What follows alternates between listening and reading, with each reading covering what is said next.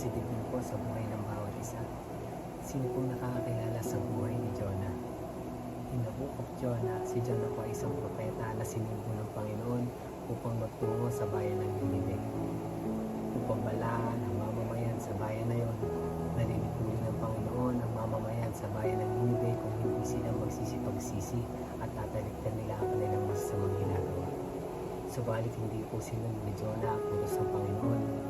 Sa halip, sumakay po siya ng barko papalayo sa bayan ng Ninive. At nung nasa karagatan na po ang barkong sinasakay ni Jonah, nagpadala po ang Panginoon ng isang malakas na bagyo. Upang ito ay tumigil, kailangan po nilang ihagis si Jonah sa dagat. Kaya ganun po ang ginawa ng mga tripulante at inahagis po nila si Jonah sa dagat. At tumigil po ang malakas na bagyo. Subalit nilabon po si Jonah ng isang dambuhalang isda at namalagi po siya doon sa loob ng 3 araw at 3 gabi. At habang nandun po siya sa tiyan ng dambuhalang isda, nagsisi po si Jonah sa kanyang ginawa at nanalangin po siya sa Panginoon.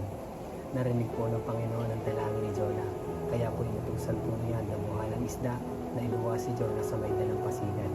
At sa pangalawang pagkakataon, inutusan po ng Panginoon si Jonah at sinunod po ni Jonah ang utos ng Panginoon. Binalaan niya po ang mamamayan sa bayan ng Ninive at nang narinig po nila ang sinabi ng Panginoon, sila po ay nagsipagsisi at tinilakdan po nila ang kanilang masasamang ginagawa. Nakita ng Panginoon kung paano nagsisi ang mamamayan sa bayan ng Ninive, kaya po hindi niya nalipon ang mamamayan sa bayan na iyon.